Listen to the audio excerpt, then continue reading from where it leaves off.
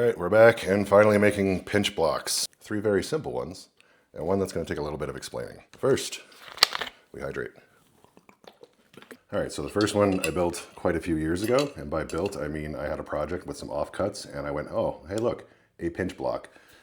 You add eyebolt and a carabiner, attach it to the weight pin that we made a couple of videos ago. It is very simple. The second one is much the same, just a bit longer for two-handed pinch. I'm actually using pressure-treated lumber. I find that there's a bit more texture, but you do have to be very selective because it can also be very splintery. Don't need to tell you why that can ruin your day. Two hands, typically you can go considerably heavier. Both have their merits. I hate all pinch, but it ain't going away, so we train it. Now the third, super simple one, is just a 2x6, an eyebolt.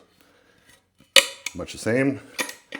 Pinch and pull. And now we're getting into this, which I built because I did not have a 2x5 inch Saxon bar. And I still don't. This has been my primary training device for it, which is coming up at the Olympia. It's important to note with dimensional lumber, 2x6 doesn't mean 2x6. It's actually 1.5 by 5.5. Same with the 4x4s, they're 3.5 by 3.5. Don't ask me why, I'm not a carpenter. I know that they used to be years and years and years ago. There's videos on that on the internet. Go check them out if you want that answer. So normally with a Saxon bar, you would have 2x5 inch steel. I don't have a machine shop, so I build things out of wood. Your weight plates would go on the side centered. Clearly this is not that. Where I'm trying to accomplish, I noticed I was having issues at the last Olympia with actually getting some flexion in my wrist while I was lifting. I was lifting straight vertical hand. You watch all the guys that are very good at pinch and they're actually getting some curl back. Just increases pressure in the fingers and allows for not really more surface area, but more effective surface area. So when I built this, that was my intent. I added a little piece of bamboo slat that my wife has been yelling at me for years. I'm a hoarder. And I said, no, I'm gonna use that eventually. Joke's on you. I finally did. So what we do is attach our carabiner.